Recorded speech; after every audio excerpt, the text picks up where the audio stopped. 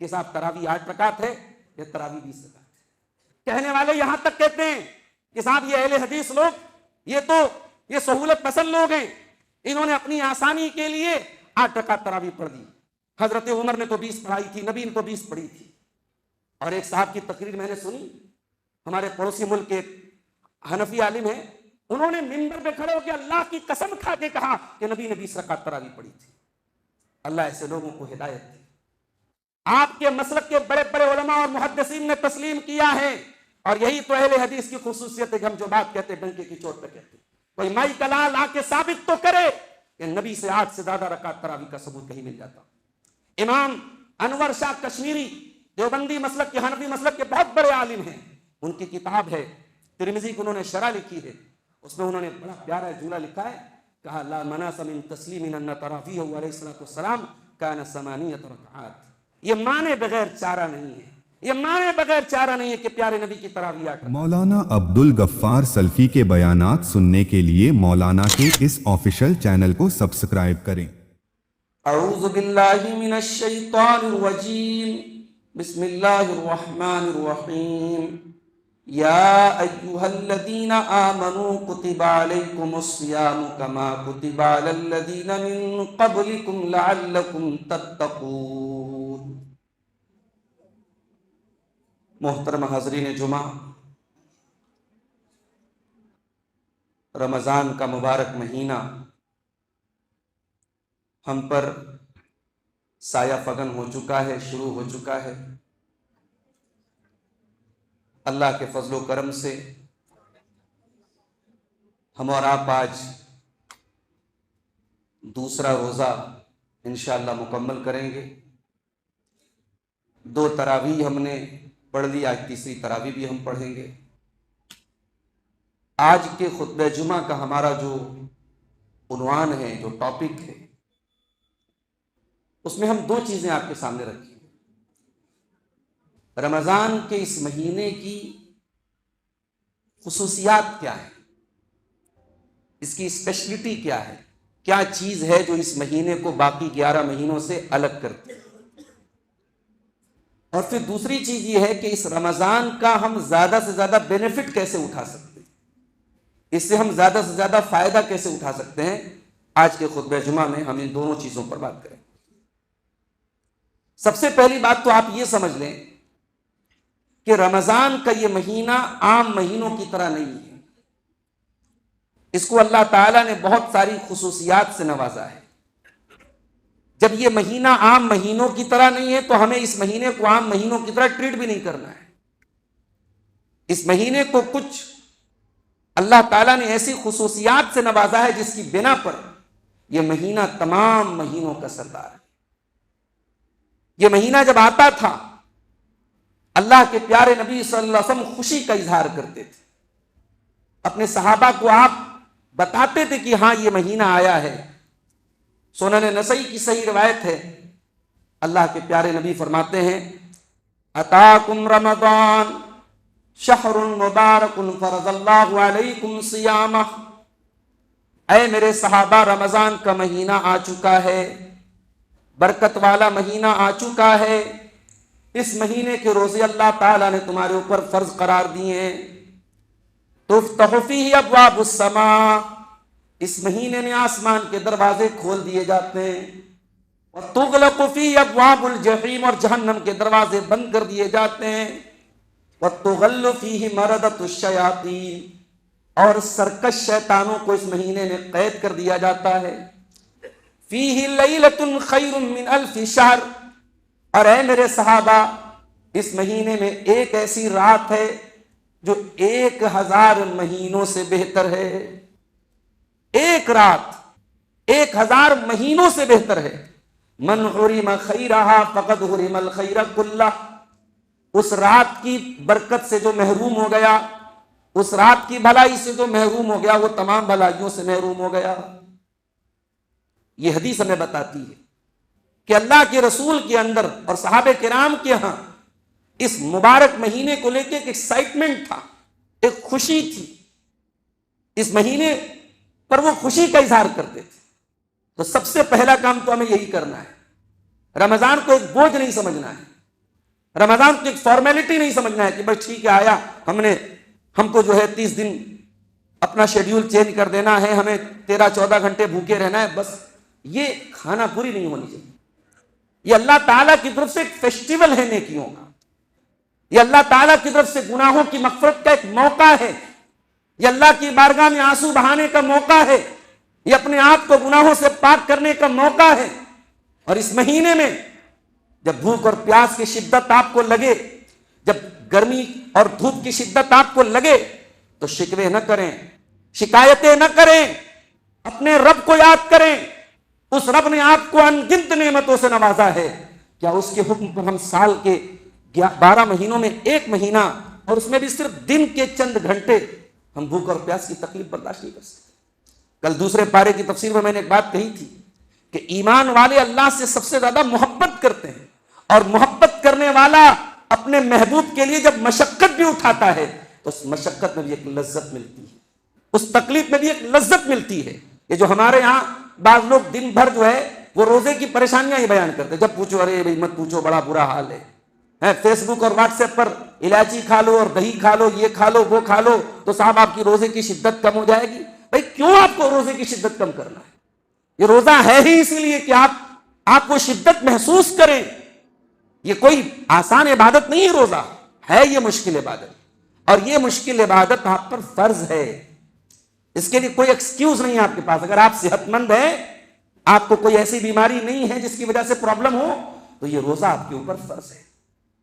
اور آپ نے غور کیا, اللہ نے جب قرآن کے دوسرے پارے میں روزے کا ذکر کیا تو وہاں اللہ نے یہ بھی بتایا کہ یہ روزہ کوئی نئی عبادت نہیں ہے, یہ فرسٹ ٹائم فرض نہیں ہو رہی ہے.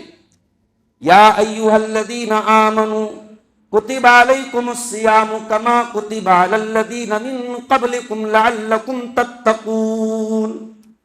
اے ایمان والو, یہ رمضان کے روزے تمہارے اوپر فرض کیے گئے ہیں جس طریقے سے تم سے پہلے کے لوگوں پر بھی فرض کیے گئے.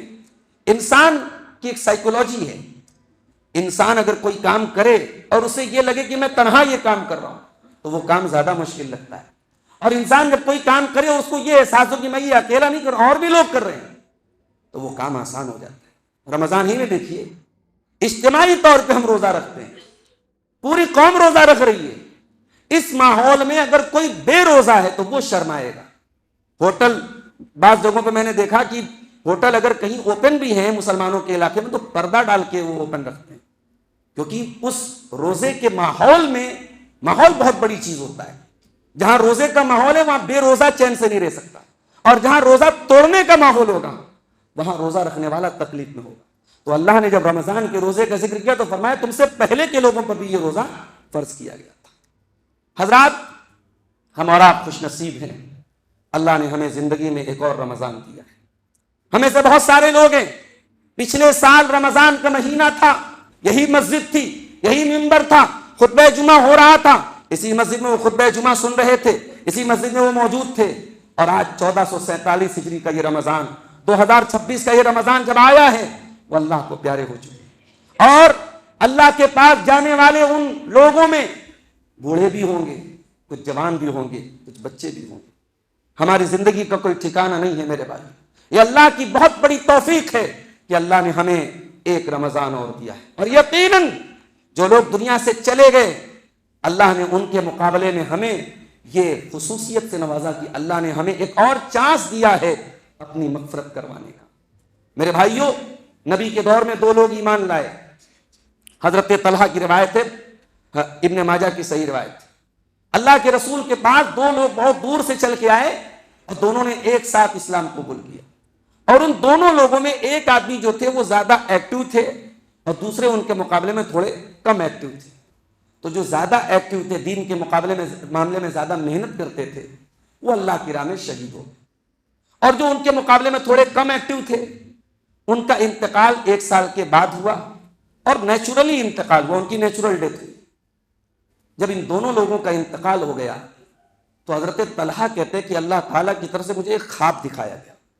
میں نے خواب دیکھا, خواب میں نے یہ دیکھا کہ میں جنت کے دروازے کے پاس کھڑا ہوں.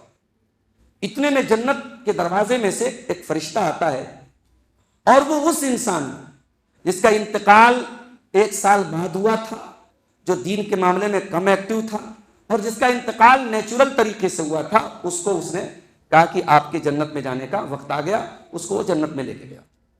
پھر تھوڑی دیر کے بعد وہ آیا اور پھر اس کو بلایا جو اللہ کی راہ میں شہید ہوا تھا اور دین کے معاملے میں زیادہ ایکٹیو تھا، کہا کہ اب آپ کے جانے کا جنت میں وقت آیا ہے۔ اور پھر اس کے بعد اس فرشتے نے مجھ سے کہا کہ آپ کا بھی وقت نہیں آیا ہے۔ حضرت طلحہ کہتے ہیں کہ جب میری نیند کھلی، میں نے یہ خواب صحابہ کرام کو بتایا تو صحابہ کرام کو بہت تعجب ہوا، انہیں بہت حیرت ہوئی کہ یہ کیسے پاسبل ہے۔ اللہ کی راہ میں شہادت ایک بہت اعلیٰ مقام ہے، اور پھر وہ آدمی دین کے معاملے میں زیادہ ایکٹیو بھی تھے، وہ جنت میں بعد میں جا رہے ہیں، اور جو اتنے ایکٹیو بھی نہیں تھے اور اللہ کی راہ میں شہید بھی نہیں ہوئے وہ پہلے جنت میں جا رہے ہیں۔ یہ بات سمجھ میں نہیں آئی۔ جب یہ بات اللہ کے پیارے رسول صلی اللہ علیہ وسلم تک پہنچی، اللہ کے نبی نے پوچھا کہ کیا بات ہے، کس بات میں تعجب ہے، کیوں حیران ہو؟ صحابہ نے کہا اللہ کے نبی ہمیں اسی بات پر حیرت ہے۔ آپ نے فرمایا جس کا انتقال 1 سال کے بعد ہوا تھا، لیس قد ادرک بعدہ سنتن، کیا اس نے اپنے بھائی کے مقابلے میں 1 سال زندگی زیادہ نہیں پائی؟ ہاں اللہ کے نبی، بات تو صحیح ہے، زندگی 1 سال زیادہ پائی۔ وقضا، جب 1 رمضان زیادہ ملا تو ظاہر سی بات ہے کہ اپنے بھائی کے مقابلے میں اس نے 29 یا 30 دن روزہ بھی زیادہ رکھا، تراویح بھی زیادہ پڑھی، نمازیں بھی زیادہ پڑھی۔ صحابہ کرام نے فرمایا بلا، بالکل صحیح بات ہے اللہ کے رسول۔ آپ نے فرمایا کان کھول کر کے سن لو، فَكَانَ مَا بَيْنَهُمَا أَبْعَدُ مِمَّا بَيْنَ السَّمَاءِ وَالْأَرْضِ، ان دونوں کے مقام و مرتبے کے درمیان اتنا گیپ ہے، اتنا فاصلہ ہے جتنا آسمان اور زمین کے درمیان فاصلہ ہے۔ یہ ہے، یہ فرق ہے میرے پیارے ساتھ۔ اگر آپ اس رمضان کا صحیح فائدہ اٹھا لیں تو آپ سے 1 سال پہلے جن کا انتقال ہوا ہے، آپ کے اور ان کے مقام اور مرتبے کے درمیان اتنا گیپ ہو سکتا ہے جتنا آسمان اور زمین کے درمیان۔ تو میرے بھائیو، اللہ کا شکر ادا کیجئے، اللہ نے آپ کو ہمیں زندگی میں 1 رمضان اور دیا ہے، اور اس مہینے کی سب سے عظیم عبادت اور سب سے زیادہ مشقت والی عبادت کیا ہے؟ یہ روزہ ہے۔ روزے کا معاملہ کیا ہے؟ روزہ ایک سیکرٹ عبادت ہے۔ روزہ ایک ایسی عبادت ہے جسے آپ چاہ کر کے بھی شو آف نہیں کر سکتے۔ بھائی آپ زیادہ سے زیادہ یہ کریں گے، آپ منہ لٹکا لیں گے، ہونٹ آپ کے سوکھے لگیں گے، حلق آپ کا دیکھ کے لگے گا کہ صاحب انہوں نے پانی نہیں پیا ہے، لیکن حقیقت میں آپ روزہ ہیں کہ نہیں ہے یہ آپ جانتے ہیں یا آپ کا اللہ جانتا ہے۔ یہ بندے اور اللہ کے درمیان کا معاملہ ہے۔ اسی لیے روزے کا ریوارڈ کیا ہوگا، روزے کا بدلہ کیا ہوگا، اس کو اللہ تعالیٰ نے ڈسکلوز نہیں کیا ہے۔ تمام نیکیوں کا ثواب اللہ نے بتا دیا کہ 10 گنا سے لے کر کے 700 گنا تک ملے گا، مگر روزے کا کیا ریوارڈ ہوگا یہ ابھی یہ سیکرٹ ہے، اس کو ڈسکلوز نہیں کیا گیا۔ اللہ کے نبی فرماتے ہیں، حدیث قدسی ہے، اللہ تعالیٰ کہتا ہے کہ ابن آدم کے تمام اعمال کا بدلہ میں 10 گنا سے 700 گنا تک دوں، سوائے روزے کے۔ روزہ بندہ میرے لیے رکھتا اور میں اس کا بدلہ دوں گا۔ یدعو طعامہ وشرابہ وشہوتہ من اجلی، بندہ میرے لیے کھانا چھوڑتا ہے، پانی چھوڑتا ہے، شہوت چھوڑتا ہے۔ وَلَخَلُوفُ فَمِ الصَّائِمِ أَطْيَبُ عِندَ اللَّهِ مِن رِيحِ الْمِسْكِ، اور روزے دار کے معدے کے خالی ہونے کی وجہ سے اس کے منہ کی جو مہک ہوتی ہے وہ اللہ تعالیٰ کے نزدیک مشک سے بھی زیادہ بہتر ہے۔ ظاہر ہے کہ انسان کا جب معدہ خالی ہوتا ہے تو اس کے منہ سے ایک عجیب قسم کی مہک آتی ہے، اور دنیاوی نقطۂ نظر سے یہ مہک اچھی نہیں ہے، مگر چونکہ بندہ یہ مشقت اللہ کے لیے اٹھا رہا ہے، اللہ تعالیٰ کے نزدیک اس کے معدے کے خالی ہونے کی وجہ سے اس کے منہ کی جو مہک ہے وہ مشک سے بھی بہتر ہے۔ میرے بھائیوں، یہ روزہ ہمارے اندر تقویٰ کو پروموٹ کرتا ہے، ہمیں متقی بناتا ہے۔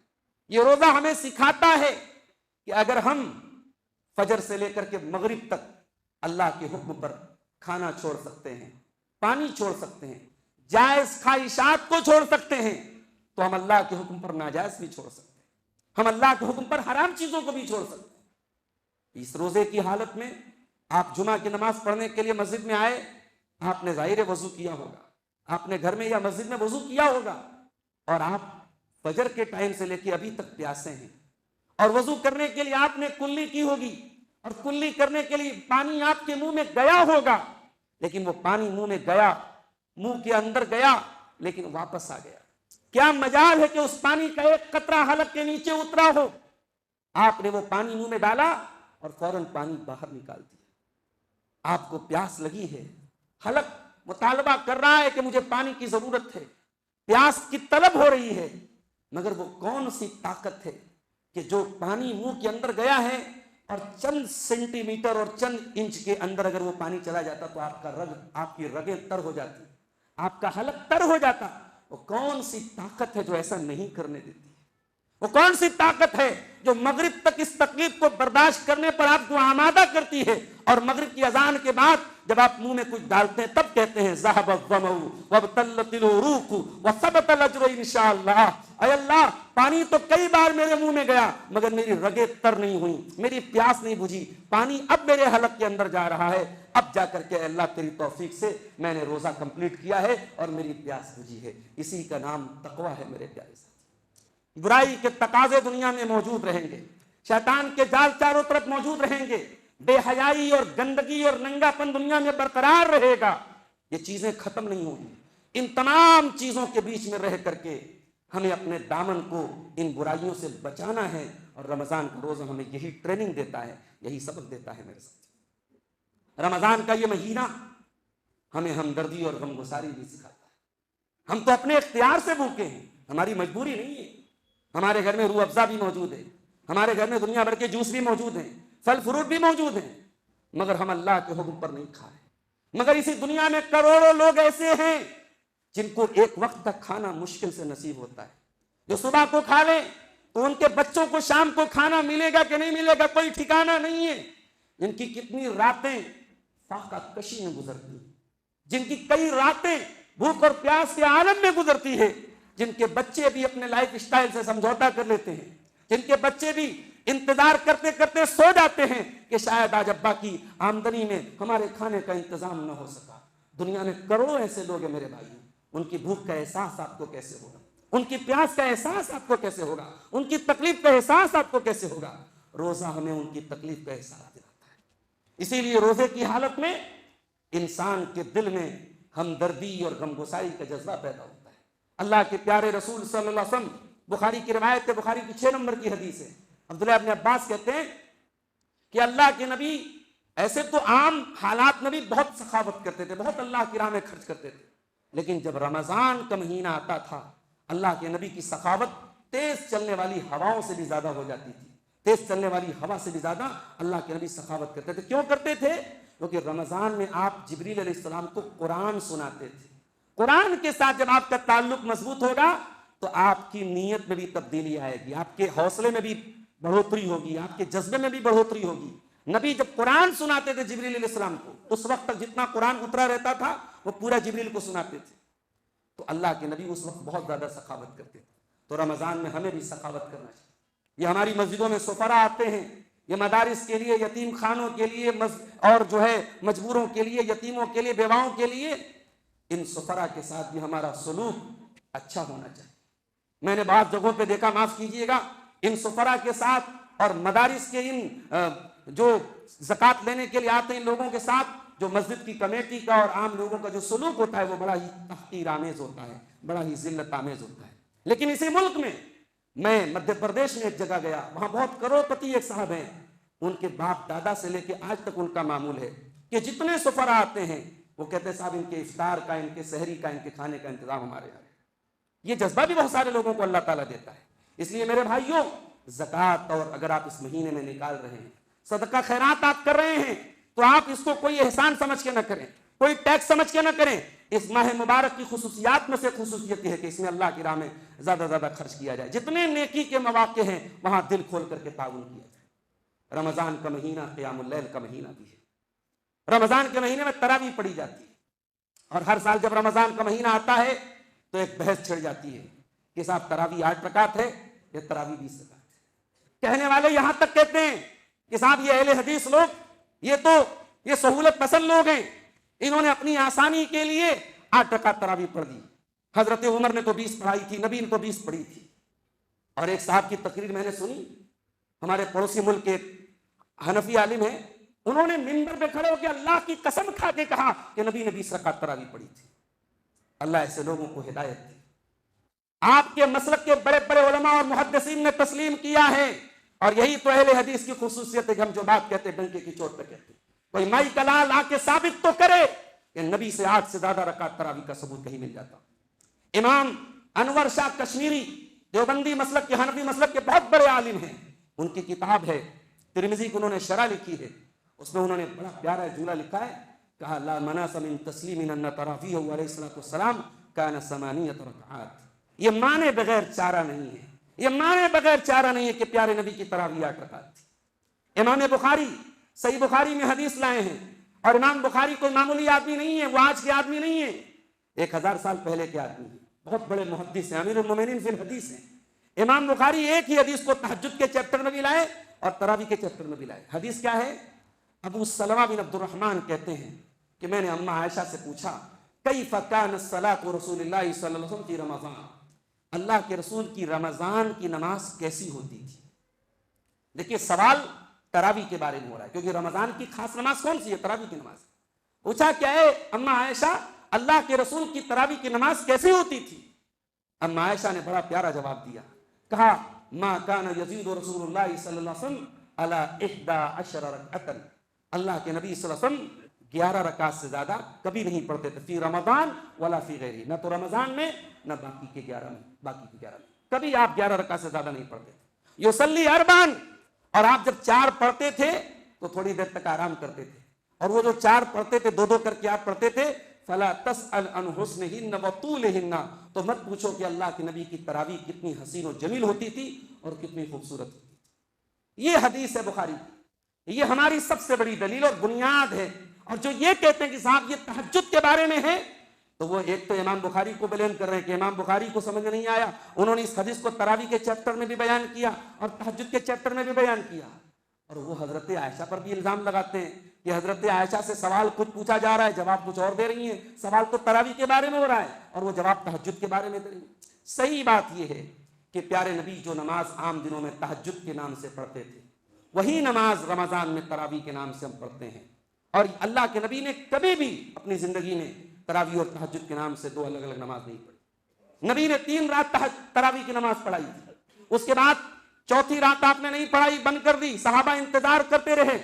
آپ نے کہا تمہارا شوق اور جذبہ میں نے دیکھا، مجھے ڈر ہوا کہ کہیں تراویح کی نماز تم پر فرض نہ ہو جائے. اور یہی حال رہا. نبی کے بعد حضرت ابوبکر صدیق کے دور میں تراویح جماعت سے نہیں پڑھی جاتی. لوگ انفرادی طور پر تھوڑے تھوڑے لوگ پڑھ لیتے تھے. حضرت عمر ایک مرتبہ اپنے دور خلافت میں نکلے اور انہوں نے دیکھا کہ کوئی اکیلے تراویح پڑھ رہا ہے، کوئی چند لوگوں کو لے کے پڑھ رہا ہے. حضرت عمر نے کہا کہ کاش کی یہ سب ایک امام کے پیچھے پڑھے. اور حضرت عمر کی سوچ یہ تھی کہ پیارے نبی نے جو تراویح پڑھائی تھی جماعت سے پڑھائی تھی اور بند کی تھی تو اس ڈر سے بند کی تھی کہ فرض نہ ہو جائے. اب فرضیت کا ڈر ختم ہو گیا، لہٰذا اب یہ تراویح جماعت کے ساتھ ہونی چاہیے. چنانچہ حضرت عمر نے ابی بن کعب رضی اللہ تعالیٰ عنہ کو امام بنایا اور پوری مسجد میں ایک جماعت ہوئی. اور جب جماعت کے ساتھ یہ تراویح پڑھی گئی تو حضرت عمر کی زبان سے جملہ نکلا نعمت البدعۃ ھذہ. یہ بہترین بدعت ہے جو یہ شروع ہوئی ہے. اب بعض لوگ اس حدیث سے یہ دلیل پکڑتے ہیں کہ بدعت بھی اچھی اور بری ہوتی ہے. اب آپ غور کیجئے کہ حضرت عمر جو نبی کی ہر خطبے میں یہ جملہ سنتے چلے آئے تھے وَكُلُّ بِدْعَةٍ ضَلَالَةٍ وَكُلُّ بِدْعَةٍ ضَلَالَةٍ، ہر بدعت گمراہی ہے. وہ حضرت عمر ان سے ہم یہ ایکسپیکٹ کر سکتے ہیں، یہ امید کر سکتے ہیں کہ وہ دین کے اندر کوئی نئی بدعت نکالیں گے؟ اور یہ تراویح کوئی نیا کام بھی نہیں تھا، یہ تو اللہ کے رسول کر کے دنیا سے گئے تھے. تو اس کا مطلب یہ ہوا کہ حضرت عمر نے یہاں بدعت سے مراد جو بدعت کی لٹریری میننگ ہے، جو بدعت کا لغوی معنی ہے، کہ یعنی یہ کام اس دور میں ہو نہیں رہا تھا. نبی کے دور کے بعد یہ کام بند ہو گیا تھا، اب یہ کام نئے سرے سے پھر سے شروع ہو رہا ہے. لہٰذا یہ ہے تو بظاہر یہ نیا کام مگر بہت اچھا کام ہے. میں نے نبی کی سنت کو دوبارہ زندہ کیا. یہ حضرت عمر کا مقصود تھا. اور حضرت عمر نے جو امام مقرر کیا انہوں نے کتنی پڑھائی؟ موطا امام مالک کی صحیح روایت ہے کہ ابی بن کعب نے اور تمیم داری نے حضرت عمر کے دور میں 8 رکعت پڑھائی تھی. لہٰذا اہل حدیث اسی 8 پر عمل کرتے ہیں. اب یہ سوال کہ کیا صحابہ کرام کے دور میں لوگوں نے 20 پڑھی؟ جی، 20 کا ثبوت ہمیں صحابہ کرام کے دور میں بلکہ تابعین کے دور میں ملتا ہے کہ لوگوں نے 20 پڑھی. امام مالک اپنے دور میں کہتے ہیں 36 بھی لوگوں نے پڑھی. تو یہ رکعت میں بڑھوتری کیوں ہوئی؟ یہ اس دور کے تابعین کا اپنا ایک اجتہاد تھا. ان کا یہ ماننا تھا کہ ہم اللہ کے نبی کی طرح لمبی تراویح نہیں پڑھ سکتے. نبی تو 8 ہی پڑھتے تھے مگر بہت لمبی پڑھتے تھے. تو ہم بجائے رکعت بہت لمبی کرنے کے ہم رکعت کی تعداد میں اضافہ کر لیں اور سکون سے تراویح پڑھیں. اس مقصد کے تحت 20 بھی پڑھی لوگوں نے, 36 بھی پڑھی. مگر علماء کی یہ ذاتی اجتہاد اور تابعین کی یہ ذاتی اجتہاد یہ شریعت کا ایک لا نہیں بن سکتے, شریعت کا ایک قانون نہیں بن سکتے. اور ہم الحمدللہ اسی سنت رسول پر عمل پیرا ہیں جو پیارے نبی سے ثابت ہے, اور آپ نے 8 ہی پڑھی تھی. اور یہ بھی یاد رکھیے تراویح کی نماز جماعت کے ساتھ پڑھنا بہتر اور افضل ہے. بعض لوگوں کو میں دیکھتا ہوں کہ تراویح میں آتے ہیں اور ویتر کے پہلے اٹھ کے چلے جاتے ہیں کہ گھر جا کے وہ جو ہے الگ سے ویتر پڑھیں گے اور تہجد پڑھیں گے. یہ عمل ٹھیک نہیں ہے, یہ عمل بہتر نہیں ہے. بہتر کیا ہے کہ آپ پوری تراویح ویتر کے ساتھ آپ امام کے ساتھ پڑھیں. اللہ کے نبی نے فرمایا جو امام کے ساتھ تراویح کی نماز پڑھتا ہے یہاں تک کہ امام نماز سے فارغ ہو جائے اس کو پوری رات قیام کرنے کا ثواب ملتا ہے. حضرات, اس مہینے میں ایک اور خاص بات ہے. یہ مہینہ قرآن کا مہینہ ہے. اسی مہینے میں قرآن اترا ہے. شہر رمضان الذی انزل فیہ القرآن ھدی للناس وبینات من الھدی والفرقان. جب اس مہینے میں قرآن اترا ہے تو قرآن کے ساتھ ہمارا تعلق بھی زیادہ ہونا چاہیے. آج افسوس کی بات ہے امت قرآن سے دور ہے. کتنے لوگ ہیں جن کے گھر میں قرآن ریشم کے کپڑوں میں لپیٹ کے رکھا ہوا ہے, بڑا قیمتی کاغذ پہ قرآن چھپا ہوا ہے, مگر قرآن کو پڑھنے کی توفیق نہیں ملتی. یاد رکھو قرآن کا احترام یہ نہیں کہ اس کو بہت بلندی پر رکھا جائے. قرآن کا احترام یہ نہیں کہ اسے ریشم کے کپڑے میں لپیٹ کے رکھا جائے. قرآن کا اصل احترام یہ ہے کہ قرآن کو پڑھا جائے, قرآن پر غور کیا جائے, قرآن پر عمل کیا جائے. اسی لیے اس رمضان میں یہ طے کرو کہ ہم 3 طریقے سے قرآن کی تلاوت کریں گے. 3 طریقے سے قرآن کی تلاوت کریں گے. ایک نارمل تلاوت کریں گے. آپ نارمل تلاوت بھی اگر کرتے ہیں قرآن کی, ایک حرف پر 10 نیکی ملے گی. ایک پارہ پڑھیں گے کتنی نیکی ملے گی میرے پاس کیلکولیشن نہیں. آپ 5 پارے پڑھ لیں کتنی نیکی ملے گی میرے پاس کیلکولیشن نہیں. نیکیوں کا ایک اللہ تعالیٰ آپ کو ذخیرہ دے رہا ہے, آپ فائدہ اٹھا لیجیے. ایک تلاوت کیجیے نارمل تلاوت. دوسری تلاوت آپ کیجیے تدبر والی تلاوت. آپ کی اس مسجد میں پورے رمضان انشاءاللہ تراویح کے بعد تفسیر کا درس ہو رہا ہے. جس پارے کی تفسیر ہونے والی ہے اس پارے کی تفسیر کوئی آتھینٹک تفسیر ابن کثیر ہے, تفسیر احسن البیان ہے, جو بھی آتھینٹک تفسیریں ہیں آپ ایک نظر اس ایک پارے کی تفسیر پہ ڈال کے آئیں. جب آپ اس ایک پارے کی تفسیر پڑھ کے آئیں گے اور درس میں بیٹھیں گے تو انشاءاللہ آپ کا دل اور لگے گا. اور ہم گنہگار لوگ ہیں میرے بھائی, ہمارے دلوں پر گناہوں کی ایک پرت چڑھی ہوئی ہے. ہمارے دلوں پر گناہوں کا ایک تالا لگا ہوا ہے, اور گناہوں کے اس تالے کا پاسورڈ کیا ہے, گناہوں کے اس تالے کو ان لاک کرنے کا طریقہ کیا ہے؟ قرآن کہتا ہے افلا یتدبرون القرآن ام علی قلوب اقفالها. میرے بندو تم قرآن پر غور کیوں نہیں کرتے؟ تمہارے دلوں پر تالے لگے ہوئے ہیں کیا؟ اس کا مطلب کہ جب ہم قرآن پر غور کریں گے تو ہمارے دلوں کے تالے کھل جائیں گے, ہمارے دل کی جو گناہوں کی پرت ہے وہ چھٹتی چلی جائے. تیسری قرآن کے تعلق سے ہمیں جو کام کرنا ہے کہ جب ہم قرآن پڑھیں تو عمل کی نیت سے پڑھیں. قرآن پڑھیں تو عمل کی نیت سے پڑھیں. قرآن توبہ کی دعوت دیتا ہے, ہم سچی توبہ کریں. قرآن زکوٰۃ کا حکم دیتا ہے, ہم زکوٰۃ نکالیں. قرآن نماز کی پابندی کا حکم دیتا ہے, ہم نماز کی پابندی کریں. قرآن شرمگاہ کی حفاظت کا حکم دیتا ہے, ہم شرمگاہ کی حفاظت کریں. قرآن امانت داری کا حکم دیتا ہے, ہم امانت دار بنیں. قرآن عدل و انصاف کا حکم دیتا ہے, ہم عدل و انصاف کرنے والے بنیں. آپ روڈ پہ چلتے ہیں, حیدرآباد جیسے شہر میں 4 ویلر یا 2 ویلر سے آپ چلتے ہیں, راستے میں آپ کو سگنلز ملتے ہیں. گرین سگنل ہے گاڑی آگے بڑھے گی, ریڈ سگنل ہے آپ بہت بڑے رائڈر ہیں, بہت اسپیڈ میں گاڑی چلانے والے ہیں, لیکن ریڈ سگنل آپ کی گاڑی کو بریک لگانے پر مجبور کر دیتا ہے. زندگی کے سفر میں بھی اللہ تعالیٰ نے بہت سارے گرین سگنل بنائے ہیں, بہت سارے ریڈ سگنل بنائے ہیں, اور قرآن میں وہ سگنلز بتائے گئے ہیں. قرآن کے ریڈ سگنل پر اسٹاپ ہو جانا اور قرآن کے گرین سگنل پر دوڑنے لگنا ایک مومن کی زندگی کی پہچان ہونی چاہیے میرے پیارے ساتھی.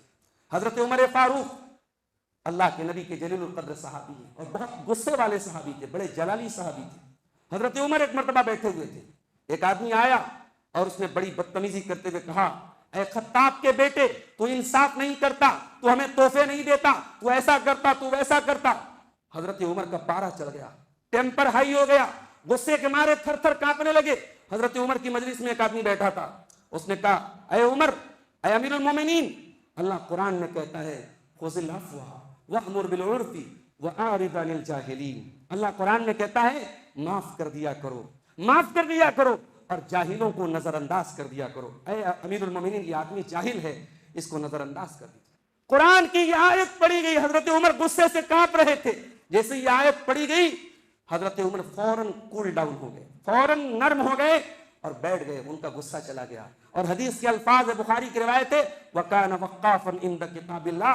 حضرت عمر اللہ کی کتاب جب پڑھی جاتی تھی، جب قرآن پڑھا جاتا تھا، وہیں اسٹاپ ہو جاتے تھے۔ قرآن کا حکم آ جانے کے بعد حضرت عمر اس کے بعد پھر کچھ نہیں بولتے تھے۔ ہماری زندگی ایسی ہونی چاہیے۔ یہ تین طریقے کی تلاوت کرو میرے بھائیوں، ایک نارمل تلاوت، اور ایک تدبر والی تلاوت، اور ایک عملی تلاوت۔ یہ تین طریقے کی تلاوت رمضان میں۔ اور یہ بات یاد رکھیے، قیامت کے دن جب کوئی کام نہیں آئے، ہمارے بچے ہمارے کام نہیں آئیں، ہمارے ماں باپ ہمارے کام نہیں آئیں گے، یہ قرآن وہاں بھی ہمارے کام آئے گا۔ اللہ کے نبی فرماتے ہیں اقرؤوا القرآن فإنہ یأتی یوم القیامۃ شفیعا لأصحابہ۔ قرآن پڑھا کرو، قرآن قیامت کے دن تمہاری سفارش کرے گا۔ میرے بھائیوں، رمضان کا یہ مبارک مہینہ جو ابھی شروع ہوا ہے، اس مبارک مہینے کا ایک ایک دن بہت قیمتی ہے۔ اللہ نے جب اس مہینے کا ذکر کیا، فرمایا ایام معدودات، یہ کاؤنٹیبل، یہ فیو کاؤنٹیبل ڈیز ہیں، یہ گنتی کے چند دن ہیں۔ 10 رمضان کیسے پورا ہوگا آپ کو اندازہ نہیں ہوگا، اور 10 رمضان کے بعد کیسے کاؤنٹ ڈاؤن شروع ہوگا آپ کو اندازہ نہیں ہوگا۔ ایک ایک منٹ کو رمضان کی قیمتی سمجھیے، ایک ایک لمحے کو قیمتی سمجھیے۔ اور یہ رمضان اگر چلا گیا اور ہماری لائف میں کوئی چینجنگ نہیں آئی، ہماری زندگی میں کوئی تبدیلی نہیں آئی، تو نبی کی بددعا بھی سن لیجیے۔ نبی اگر بددعا کر دے تو اس سے بدنصیب کون ہوگا جو نبی کی بددعا کا حقدار بنے۔ الادب المفرد کی صحیح روایت ہے، اللہ کے نبی فرماتے ہیں 3 لوگوں کے لیے بربادی ہے، 3 لوگوں کی ناک کھا کالود ہو جائے، 3 لوگ برباد ہو جائیں۔ کون کون؟ نمبر 1، من ادرک رمضان فلم یغفر لہ، جو رمضان کا مہینہ پائے اور اس کی مغفرت نہ ہو سکے۔ نمبر 2، من ادرک والدیہ عند الکبر، جو اپنے والدین کو بڑھاپے میں پائے اور ان کی خدمت کر کے اپنے آپ کو بخشوا نہ سکے۔ اور نمبر 3، جس کے سامنے محمد رسول اللہ صلی اللہ علیہ وسلم کا نام لیا جائے اور وہ نبی پر درود نہ پڑھے۔ یہ 3 بدنصیب لوگ ہیں میرے بھائیوں، کہیں ان بدنصیبوں میں ہمارا شمار نہ ہو۔ اس لیے رمضان کی ایک ایک گھڑی کو بہت سنبھال کر کے گزاریے۔ یہ سوشل میڈیا، یہ ورلڈ کپ کا میچ، یہ انسٹاگرام، یہ فیس بک کہیں آپ کی نیکیوں کو نہ کھا جائے، کہیں آپ کے رمضان کو برباد نہ کر دے۔ ان چیزوں کو اتنی اہمیت نہ دیجیے کہ آپ کے رمضان کی راتوں کو برباد کر دیں، آپ کے رمضان کے دنوں کو برباد کر دیں۔ ایک ایک منٹ کو بہت سنبھال کے استعمال کیجیے۔ اور خاص طور سے جب رمضان کا آخری عشرہ آ جائے تو اس سے پہلے جتنی مارکیٹنگ کرنا ہے، جتنی شاپنگ کرنا ہے، پہلے کر لیجئے۔ آخری عشرے کو اللہ کے لیے خاص کر دیجئے۔ ہو سکے تو اعتکاف میں بیٹھیے، اور اگر اعتکاف میں نہیں بیٹھ پا رہے، مجبوری ہے، تو کوشش یہ کیجئے کہ آخری عشرے کے زیادہ تر اوقات اللہ کی عبادت میں گزریں۔ تاک راتوں میں جاگیے، آخری عشرے میں کثرت سے عبادت کیجئے۔ پیارے رسول صلی اللہ علیہ وسلم جب رمضان کا آخری عشرہ آتا تھا، اما عائشہ فرماتی ہیں پوری رات جاگتے تھے اور اپنے گھر والوں کو بھی جگاتے تھے اور اپنی کمر کس لیتے تھے۔ محترم حضرات، رمضان کی ایک اہم عبادت عمرہ بھی ہے۔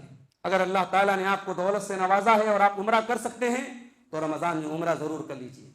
اس رمضان کے مہینے میں عمرے کا ثواب کیا ہے؟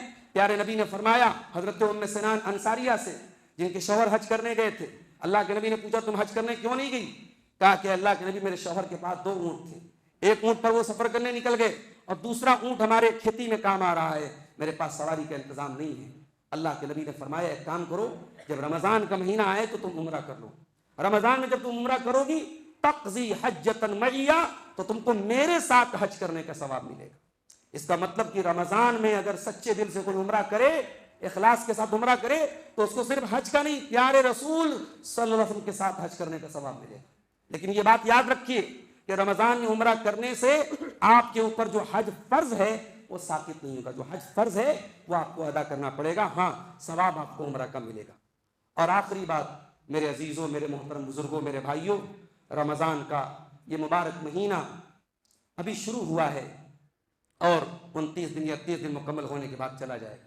کوشش یہ کیجئے کہ رمضان میں جو بھی ہم عبادتیں کریں، چاہے وہ تراویح ہو، چاہے وہ روزہ ہو، تمام عبادتوں میں ہم سنت کی پابندی کریں۔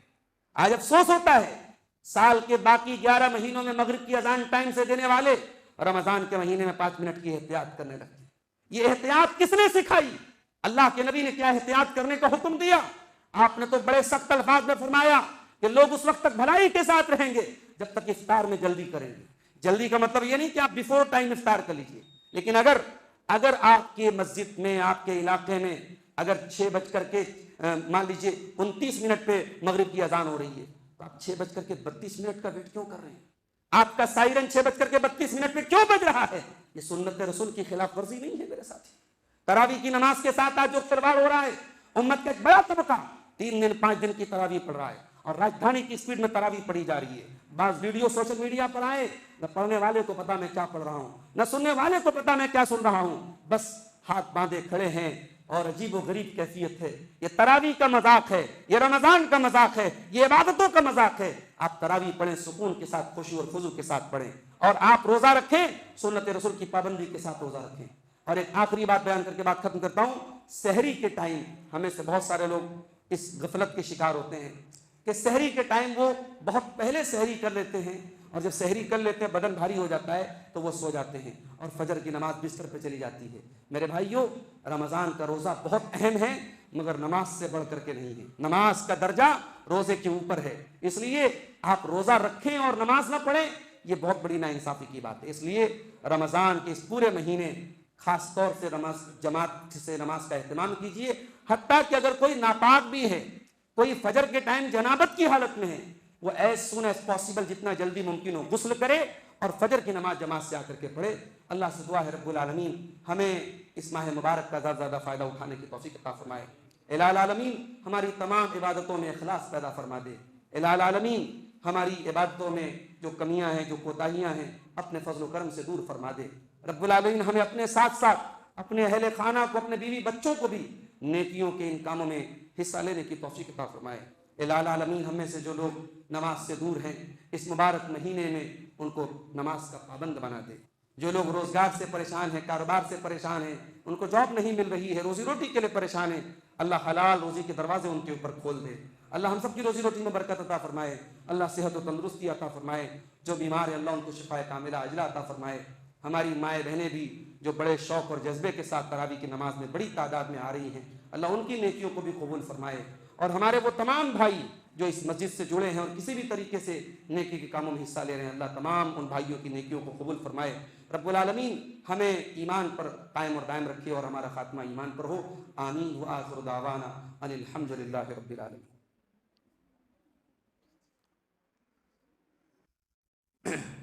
يا أيها الذين آمنوا اتقوا الله حق تقاته ولا تموتن إلا وأنتم مسلمون يا أيها الناس اتقوا ربكم الذي خلقكم من نفس واحدة وخلق منها زوجها وبث منهما رجالا كثيرا ونساء واتقوا الله الذي تساءلون به والأرحام إن الله كان عليكم رقيبا يا أيها الذين آمنوا اتقوا الله وقولوا قولا سديدا يصلح لكم أعمالكم ويغفر لكم ذنوبكم ومن يطع الله ورسوله فقد فاز فوزا عظيما أما بعد فإن خير الحديث كتاب الله وخير الهدي هدي محمد